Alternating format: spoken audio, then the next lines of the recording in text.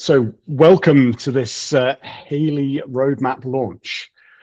What we've got for you today is quite a lot. We're going to be sharing a lot of what we've been up to and about what we think needs to happen next. So I'm going to share a presentation with you.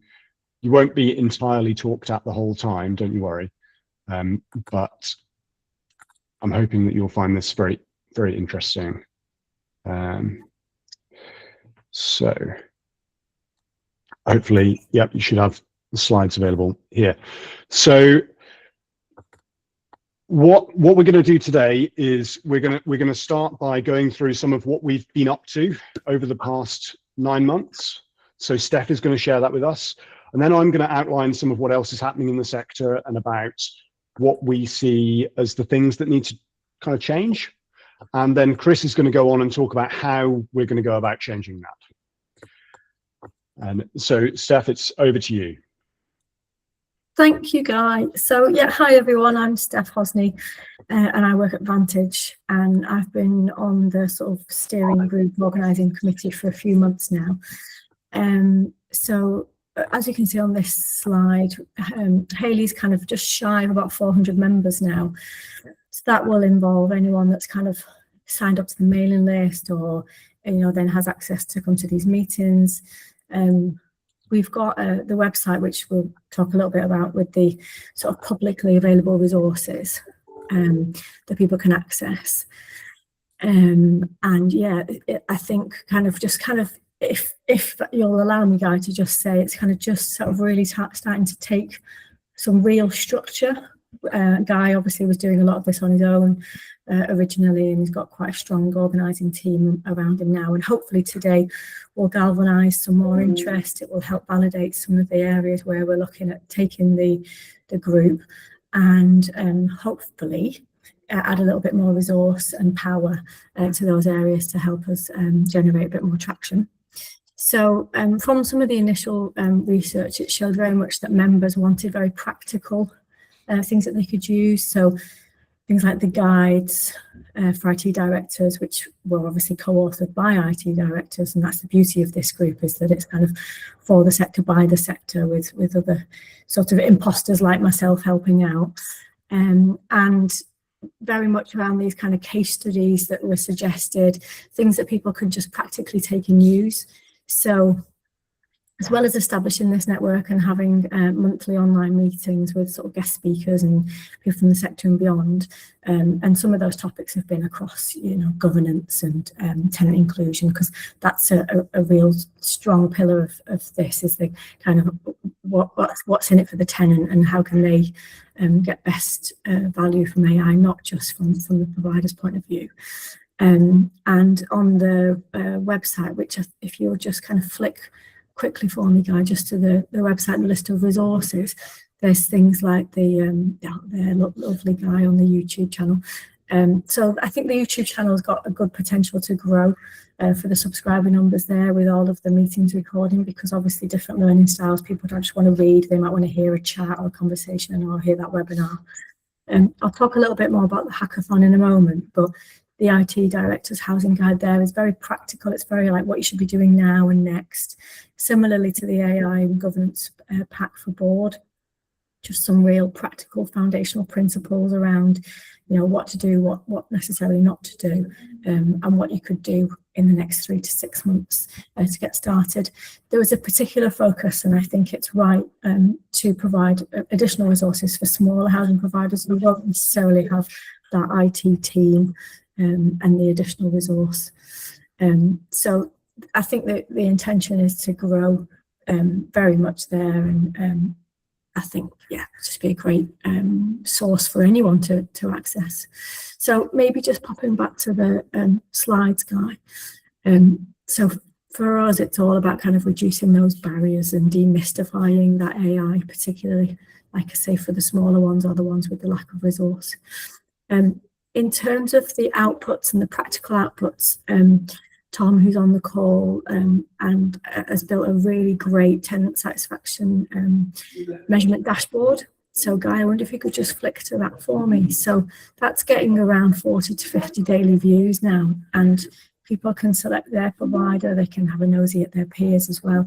It'll show your rank, and the data there is from the RSH survey data from 2024 and 2025, and the intention there is to grow that and develop that with additional resource, showing you particular areas of critical action needed, or you kind of where you're mapping against your peers as well, and having used tools like that in our own company, I think it's always a kind of just giving people a bit of a steer, where are you in the pack? What might other people then be doing? And I think that's where the good learning comes from, is when we can look at the ones that are doing really well and performing great in the high quartiles, what learning can we bring back to groups from that, rather than just, kind of doing that from front, isn't everything great, shiny presentation.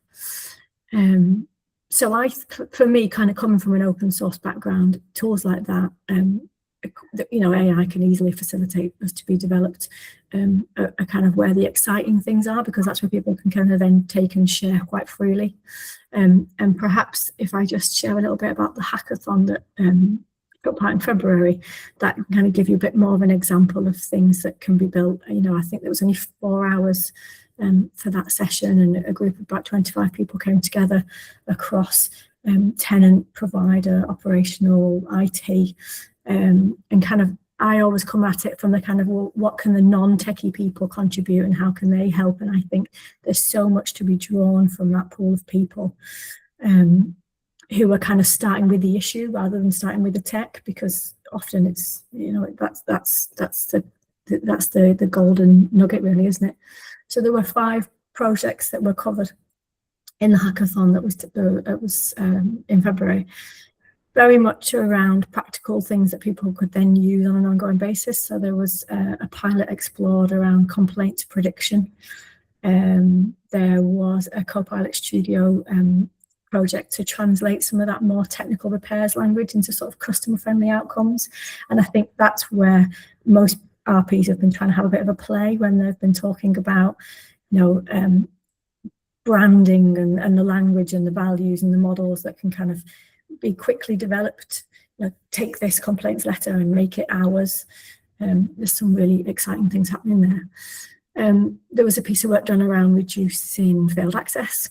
There was some work around kind of this idea of invisible tenants and the proactive triggering of engaging in visits rather than it waiting for a kind of emergency responsive repair triggers an issue.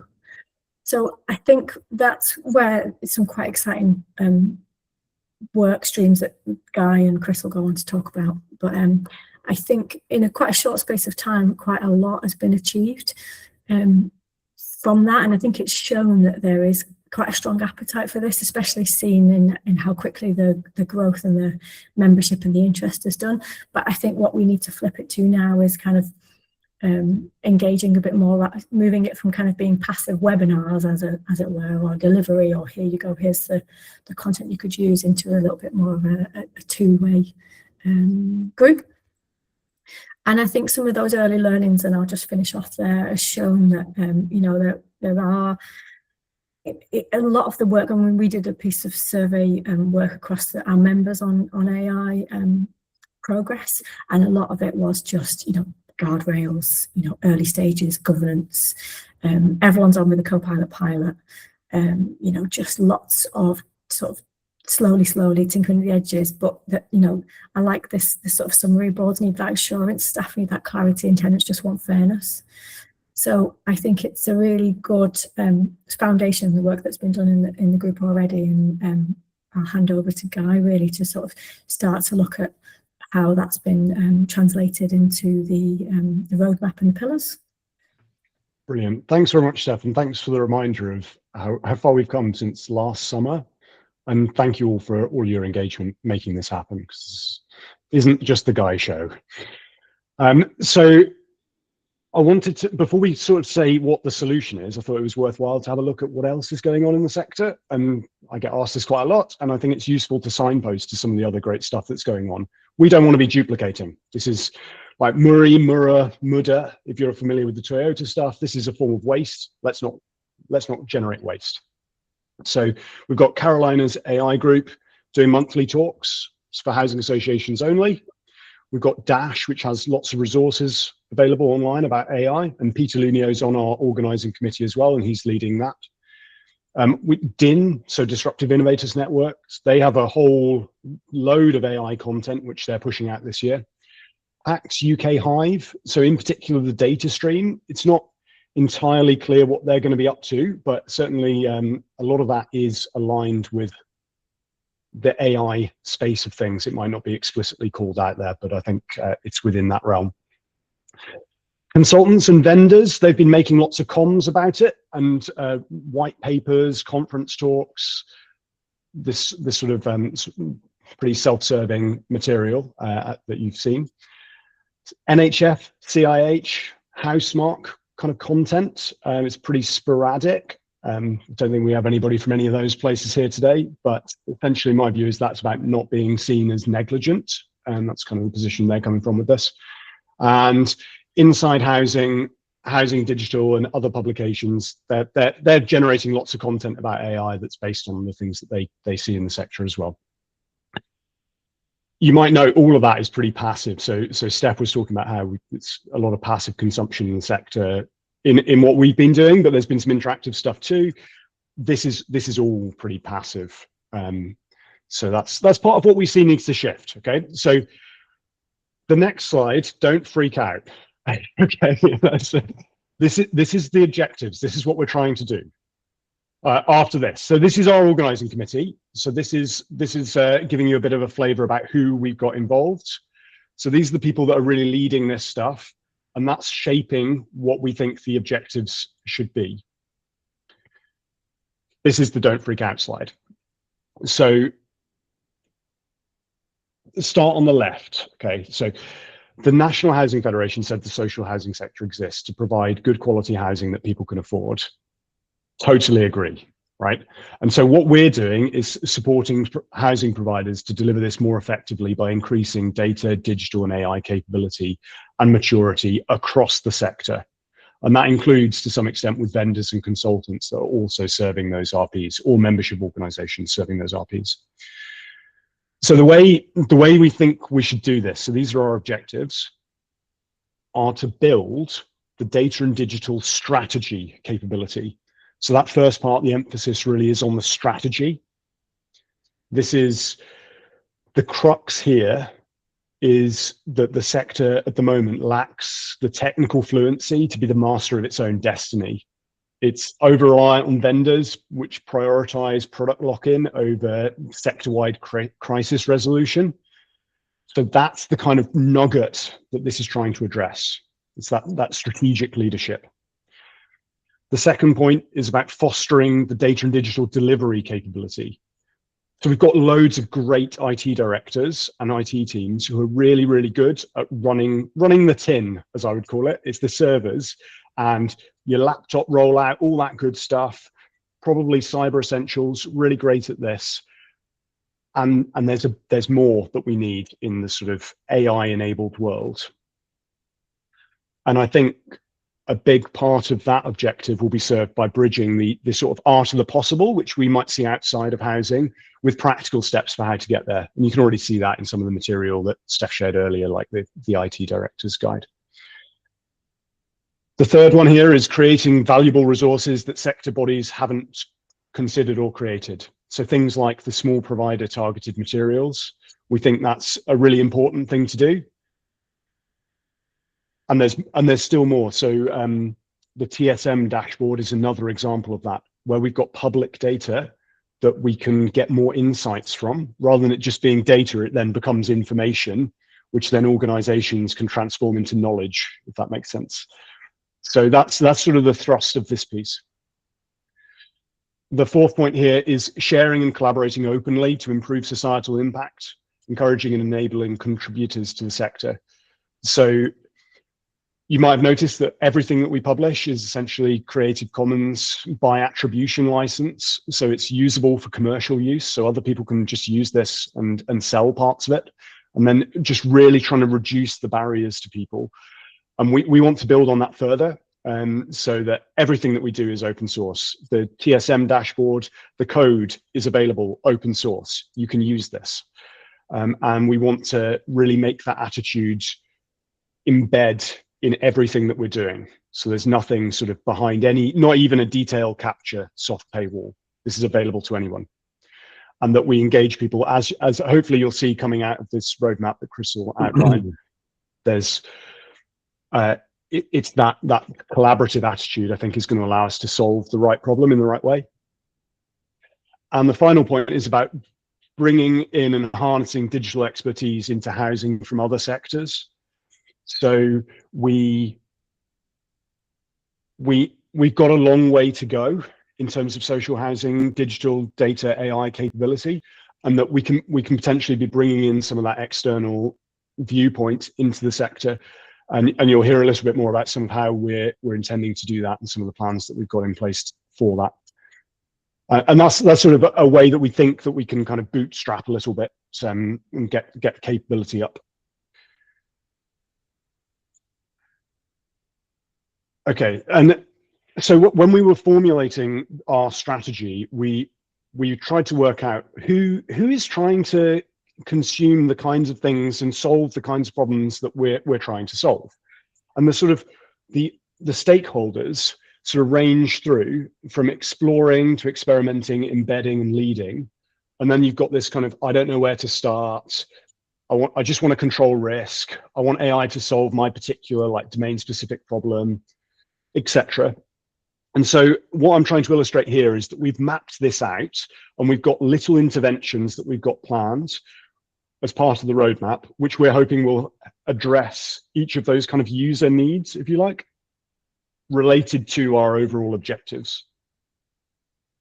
And so we break these down into 4 strategic pillars. And I'm not going to go into the detail because I think it's better done through the road mapping, but it's governance and assurance, capability and confidence, shared artifacts and community labs, and tenant impact and ethics. So that's kind of where we see the main thrusts of activity going. And what I'll do now is I'll hand over to Chris. So I'll stop sharing my screen so that Chris can share his, and we'll hear more about the detail of that roadmap. Thanks, Guy. And actually, if you don't mind bringing that back up again, Guy, that'd be handy. I don't have it open. Thanks and good morning, everybody. So if the first part of what we've been talking about today is sort of looking back at some of the achievements over the last 9 months and talking about the strategic vision for how we sort of pivot from convening to creating. This section is more about how we actually make it happen.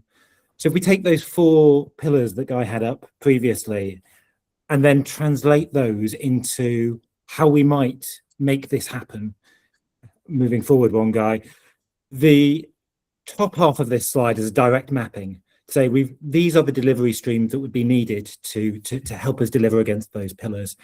So the first 4 map across, and then the additional 2 at the bottom around community growth and research and partnership. The idea is that each of these has a single clear smart objective, has a single named facilitator who will coordinate some of this activity, and then it gives the opportunity for others to get involved in some of the activities that these streams might deliver. So I'll just quickly talk you through what some of the sort of key things and themes that these streams will seek to deliver. And they're the sort of smart objectives listed underneath. The governance and assurance, this is clearly been called out by a bunch of execs about making sure that we're compliant, that we're managing risk. So creating a model AI policy pack and using that to peer review some other housing associations to build that knowledge and build something that is being sort of tested in the sector that could be rolled out more widely to say this is what best in class policy looks like that could be readily adopted across the sector. The confidence and capability, this is about building within housing associations the ability to go on this journey. So there is the need to find areas where there are capability gaps and build in plain English micro learning modules so that we can take people on this journey, we can build up that capability and train up enough people so that they're confident in embarking upon AI in their organization. It would also be useful to develop peer learning circles on particular topics. So one of the requests that we've got is AI in finance. Wouldn't it be great if a group of people got together and started talking about what that looked like? It might not be relevant to many of the people on this call, but finding those niche topics and bringing together people to talk about that and learn from each other might be really valuable. Number 3 is around shared artifacts and labs. Here we're talking about bringing together content, high quality content that doesn't exist or isn't readily available in the sector today. Going back to Guy's point about mitigating waste, mitigating risk. This might be guides, it might be example documents, it might be code, but setting up a HAILIE hub with resources that anybody can use freely available. And over time, that sort of curated information will grow and be a free resource to those in the sector. So that would be taking some of the content that's already been created, but also prioritizing high value content that meets the needs of that wider stakeholder group, people in very different positions, that maturity version that Guy was putting up previously. But also related to this is continuing the hackathons. We had the first hackathon earlier this year in Manchester. That went down really well, but actually building proof of concepts to inspire and to present an initial view of what's possible to housing associations and sharing that more broadly, looking at expanding that into maybe London, maybe Birmingham later that year. The 4th is around customer and tenant confidence. Tenants need clarity about what we're doing with AI. They also need to know that it's fair what we're doing. So publishing an AI transparency statement, and again, this is a bit like number 1, creating a model 1 and testing that with various different housing associations so that we can have high quality statements about this is what we do, this is what we don't do, and being able to publish that. And rather than every housing association developing their own, why don't we learn from the best available, build upon it and share that broadly. The last 2, I think this community is really valuable, and I think we've seen that over the last 9 months. I think we can continue to grow it as a place that people choose to come to collaborate. And so some of that's been really intentional with how we share information, what we share, bringing high quality speakers and giving people the way to engage with this community in a way that they get value from it. So some of that might be engaging with some of the work streams above. It might be some of the bespoke learning or training groups. There's lots of ways that people could engage with this community. But one of the things we should continue to do is think about what does this community need, ask for feedback and try and deliver to make this a place people choose to come. And finally, this is headed research and partnerships. There is the opportunity for HAILIE to seek funding and directly build some of the AI tooling that might be of value to the sector and pilot not only the development of that capability, but also how it might be taken up by housing associations. So this is very much in the pilot space, but could HAILIE develop things centrally and then offer it for free to anybody in the sector? Is this a model that works, centrally building and then sharing? To be proved, but it's something we think is definitely worth exploring over the next 9 months. So those are the sort of 6 streams with a clear objective around each one, which would be essentially we would hope that teams would form around. We've got a centralized facilitator, but these groups would really decide how they would work together. People could volunteer to be part of one or more than one. So we're going to start getting a little bit more interactive now. I'm quite keen for some feedback on whether or not you think we've got these right.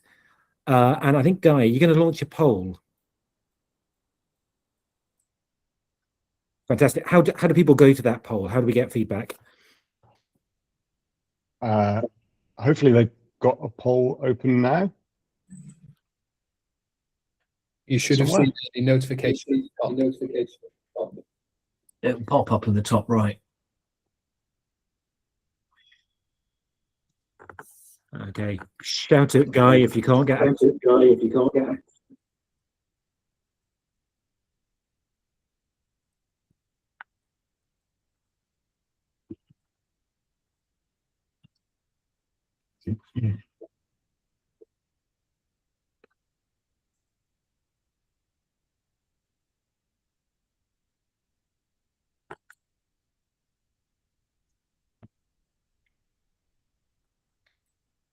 Guy, have you got the ability to? I've got the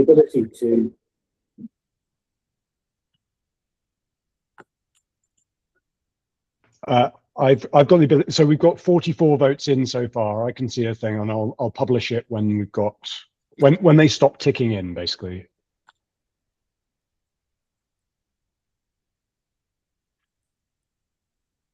So we're at 49, 50. The shape will be about right now. So I'll people still clicking. Oh.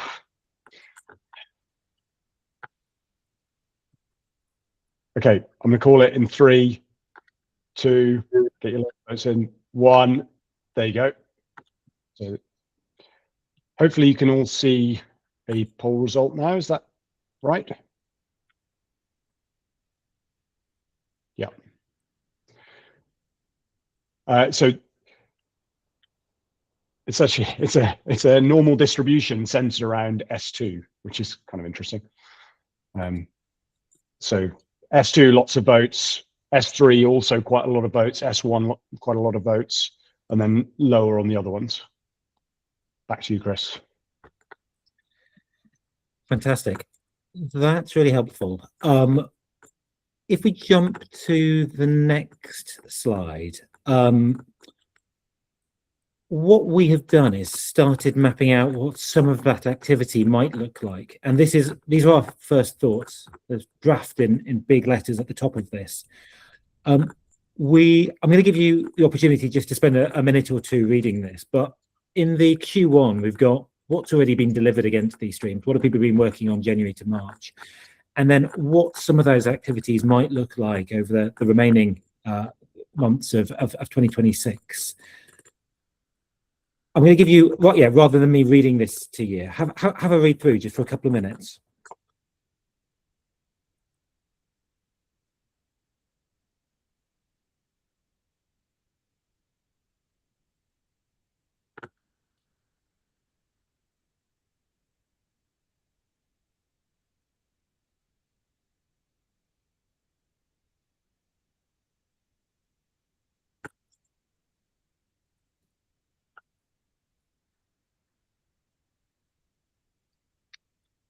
And do feel free to drop any questions or feedback into the chat.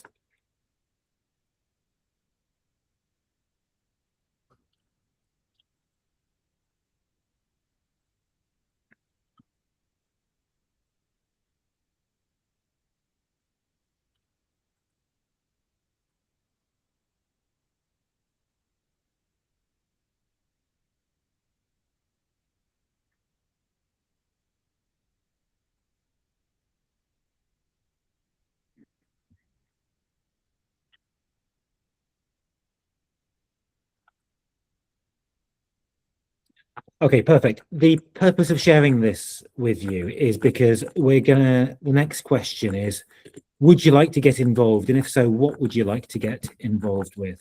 So we've talked about the broad objectives. We've talked about some of the activity that might happen in a very much sort of draft format to be agreed between anybody who wants to get involved in these streams. We're going to run a second poll now. It's about where would you like to contribute? I don't need everybody to vote in this. If you've decided, actually, I'm not interested in any of these streams, that's absolutely okay. But if you would like to actively get involved and be involved into the scoping and then maybe the delivery of some of these activities, please do vote for the area. And Guy, I don't know if you can vote for one area or more than one area. Okay, vote for the one that you would be most interested in contributing towards. Or I'm seeing in the chat, there's quite a few people commenting in the chat. That's also great because this is just about the information transfer.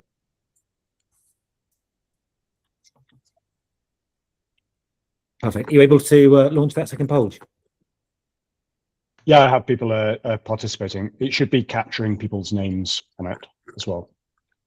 Otherwise, that's not so good.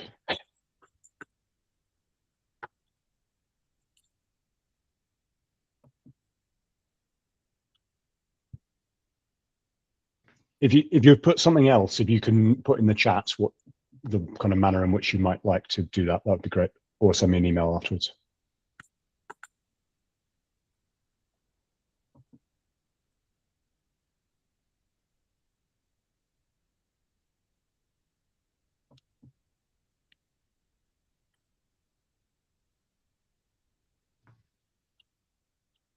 We've had 27 people come in, and quite a few on in the messaging as well.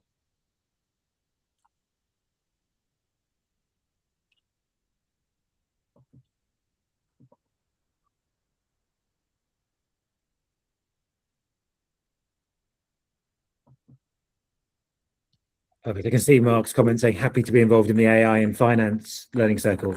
I think one of the key activities for anybody involved in the capability and confidence would be to start drafting that list of possible learning circles, and then maybe next time test interest in those, because I think there's probably enough interest in AI and finance from what we know, but there may well be a range of unmet needs here. So let's maybe test that next time.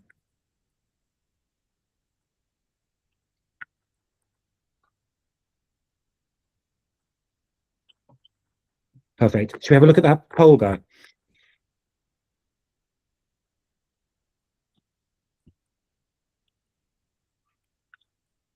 The poll has ended. So we've had a lot of interest around that capability and confidence piece, and a decent enough. Like, I mean, if you've said that you're happy to volunteer to support this, and you follow through with that after this, we've got enough to be able to deliver a bunch on this shared artifacts as well. So there's 7 people plus the ones that are mentioned in the chat that are keen to progress that. And then there's a smaller number on governance and on tenant impact, and a decent number around research and partnerships as well, which is great. Okay, that feels like a really helpful response then. Brilliant. If we just jump forward to the next slide. So thank you. That's really helped. So we've got a view of some of the streams, a view of some of the activities that the streams might be responsible for delivering. We've got a view as to who might be involved in some of those streams. What we're going to do next time is, when we bring this group together, is to split into breakout groups to have discussions around specific delivery streams. So we will assign people based on what you've suggested today to specific breakout rooms. We will start talking about what that plan might look like, what those activities might look like, and we'll start talking about how those groups might govern themselves. Because what we don't want to do is centrally dictate a way of working. If those groups want to have a chat about, yeah, how are they going to get stuff done? What's the priority? What might it look like? That will be the focus of next time. So that's been really helpful. Thank you very much. Guy, do you want to take over talking about what next? Yeah, so this really is the closing remarks for this launch session. So this is the start of the next part of the journey. This is almost the beginning of the HAILIE journey, really. So we've talked about these kind of operational tactics that we're going to have. So essentially, we're kind of like Wikipedia, right? So we're a volunteer-led group. We're not charging for anything. The business model is really bad. And that's how we're going to try something different to anything that's been done before in social housing. We're going to be making easier to navigate resources. We're going to be having a high organizational cadence. Sorry, I'm getting some feedback, I think. Thank you. And we'll keep on doing the talks, but maybe at a reduced frequency and maybe more aligned to some of the particular outcomes that we're trying to achieve. We've actually got already 12 speakers lined up for the next year, but we haven't got them allocated in particular ways, but we've got some really good speakers lined up for that expert insight. We'd like to build on the TSM dashboard and think about extending out some of that functionality towards more of the compliance measures and making it really accessible to get some insights from the data that is already published by the government. We'd like to try some more hackathons and use that as a way to actually get a little bit further in terms of what AI tooling can do for us and for tenants in this whole ecosystem. And I think the clearer objectives that we have now will help us to deliver against that objective, and the activities to really support in on that in terms of like building that digital capability in every sense. And in terms of what you can be doing to help. So I've stolen this from colleagues in Amsterdam last week, actually. So team, together, everyone achieves more. So that's like one of their strap lines over in the Dutch providers. And I think that's absolutely true. And that together, because we've got such a cross-functional, cross-skilled group, I think we can really achieve a lot more. Your participation in this is already really useful, I think, to the whole sector in doing what we're trying to do here. If you can donate your time, especially within the streams, as you've sort of pointed towards in this session, that's really going to help, because this doesn't happen unless people put in the graft to do it. Potentially, you could look to engaging your organization.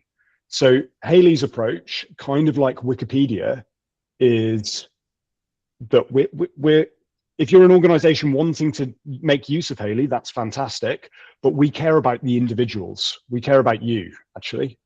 We're not going to try to serve your employer. That's not our game. Our game is building the capability within the organization, in the key people in the organization. And you're in this session right now because you're keen. And so you're the right people to be doing this. And tell us if we've missed something, right? So there's a dozen of us with very different perspectives. Please tell us if there's a better way of doing this, because we just want to build more digital capability for the sector. So I will stop sharing now. And I think really if there's any reflections that people have, or if we want to just take this slightly more informally now, that would be lovely, just to hear what people think. Guy, could I step in just with a quick question, if that's okay? Yes. Hi, Samjad, by the way. Yeah, I mean, it looks great. Thank you for sharing that. You mentioned the business model being really bad. So I just want to touch on that, because my view is, I mean, the amount of work and effort that's going to go into building this out and people dedicating their time, I think there is a tipping point where you want to probably think about, how do you commercialize this, or are you using this as a lead generation for other work that's coming through? And my view is the model could potentially be like a retainer, where the projects that you're working on, you might say, actually, we're going to do for X housing association because they're a member, or whatever that might look like from a commercial angle. I'm just trying to think, how do you sustain it? Otherwise, the energy could kind of dwindle down over time if the commercials aren't there to help support the growth. Yeah, thanks, Amjad. So I have a strong view on this, which is similar to the Wikipedia view, which is that we absolutely cannot go down that route of commercializing any part of this. So accepting donations with like actual charitable donations, I think might be a potential model. Right now, the way this is funded is essentially the organizing committee pay for stuff when we need to pay for stuff. Like that's how the money gets paid. But most of the value really is in the labor. Right? That's where it is. I think you're right to say there might be a potential financial challenge later, and we will not be charging for any services. Like there's people from Hacked on the call. We're not going to go down the BD route. That's not what we're going to do. Right? That's Hacked applying that kind of model. We're not going to do that here. Okay, that makes sense, and I think that's going to be welcome news to everyone on the call, because no one's got budget to pay for it, quite frankly. But I'm thinking realistically, like, is there going to be a point where you're going to need investment to be able to expand or grow further? But that might be for later on, right? But that's good news for now. Thank you.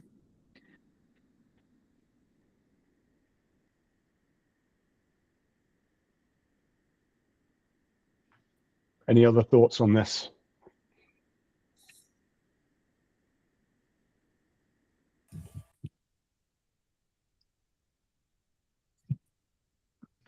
Ian. Hi guys.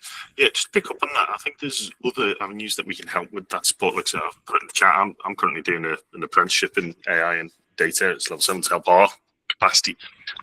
With that is the expectation for off-the-job training, which is the most confusing term in the world because it's got nothing to do with being off the job. You've got to do it in the job. So we're already, potentially we've got apprentices in our organizations who are doing AI and data, and they need that work where they may struggle in smaller organizations or others. This could be an avenue where that volunteer time could be allocated and say, actually, why don't we put our apprenticeships into here to pilot? So not only are we investing in the current generation ourselves, but also bringing forward the ones who are probably going to be more applicable, more adaptable, more probably embedded with this technology, and look to use that time, which one probably reduces some of the admin burden of trying to find the appropriate off-the-job research and capability for some of them. The one I'm on, a lot of people are struggling because they're doing it because they're trying to build that capacity in their organization, and they're like, well, we don't have a use case, we don't have anything in there. So by doing that almost collective side of it, you could get that, the resource to the use cases, and everybody's working out in a benefit from that perspective.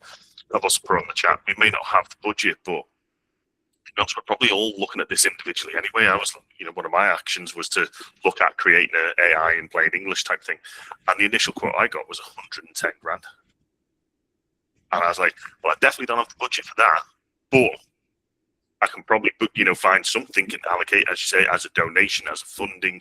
It's not commerciality, but again, the old saying, two heads is better than one. Well, 71 are better than, two. So that kind of, crowdsourcing is maybe the better way to describe it. And that might be another option to go down that route. So actually, people are, they're paying for what they want in a sense, rather than anything else, and then that kind of pays the way. So I think there's different ways we can help support that model without being commercialized, because absolutely I think that ethos is what's going to make this work well. It's not about selling an agenda. It's I think those strategies work well. So I think those type of options could be something that could be looked into, and Understand would be happy to help and support with that. That's amazing. Yeah, cheers, Ian. Great idea on the apprenticeships. And I see Paul's put in the chat about university students. Jose and I have gone, we didn't give him much airtime during this launch, but in May we have an intern starting for HAILIE, and they're going to be doing some modeling, some predictive modeling around the social housing waiting lists, because nobody else is doing that, apparently. So it's that kind of thing. Absolutely awesome. Tim, would you like to come in? Morning, everyone. Sorry, I was a bit late joining this. I was stuck in traffic, so apologies if you've covered this in the first 10 minutes. But I was curious about streams 5 and 6. What kind of reach we already have in terms of distinct numbers of housing associations, and the kinds of people that are joining in. Whether they're sort of hands-on technical people or people who might be decision makers who could help us with funding for shared research. Yeah, so we did some analysis as part of putting this our objectives together about what our current reach is. So we have just under 400 individual members, and way more than half of that is from housing associations. And there's some duplicates within that. So there are more than 200 housing associations represented within the HAILIE group.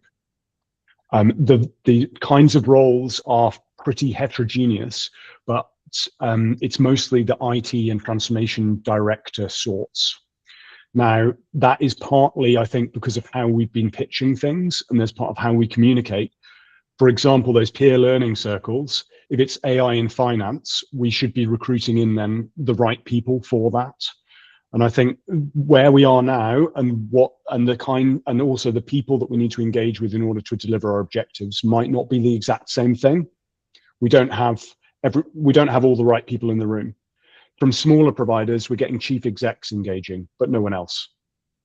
So if you're really small, it's the chief exec that just needs to go 10 times faster. So I think we're sort of, again, if you missed a bit at the beginning, we had kind of like a bit of a almost personas. And I think part of the membership stream will end up sort of fleshing out those personas a bit, see actually what are the needs and how does the activity that we're doing meet those needs? Because I saw on the voting that S6 didn't get a lot of interest, but I guess that doesn't necessarily mean that people aren't interested, just there are higher priorities on the voting. But I think it would be easy for everybody to carry on and do their own thing, because that's probably what their job is about, and trying to get that critical mass of collaboration going. Because I saw on the chat, I think there is frustration that like in other sectors, you find yourself locked in with a vendor, and everybody's doing their own thing. Like in NHS trusts, that they're each building their own individual thing that does exactly the same functionality as the NHS next door to them. And there's a golden opportunity here to try and do something different, a heroic goal, if you like.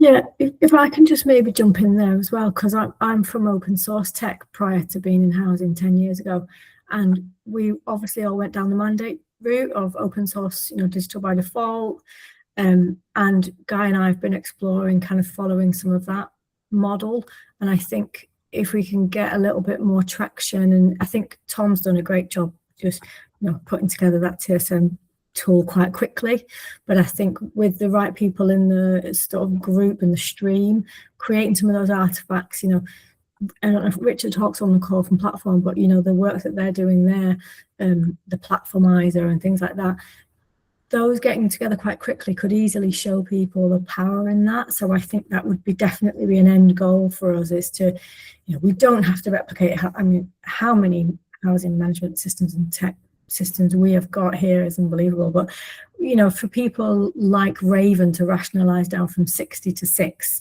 there's got to be road there and opportunities there for us to work on that, and that I'm quite excited about what we could get to. Not naive, but there's some scope there, definitely. Thanks, Stephanie. Yeah, absolutely. I just had a reflection from what Tim, Ian and Amjad were saying, that some of this might be around collaborating on build. It doesn't need to be that HAILIE builds everything. It doesn't need to be, to go back to the funding point, if people are building things, should they talk about building them together or building them and then sharing? But perhaps actually some of the research and partnership piece here is about the sharing of builds rather than necessarily the funding of builds. Yeah.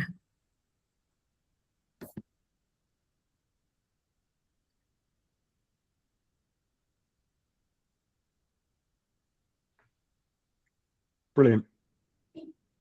If there's no other reflections, I think perhaps we can call it a day and consider this roadmap launch.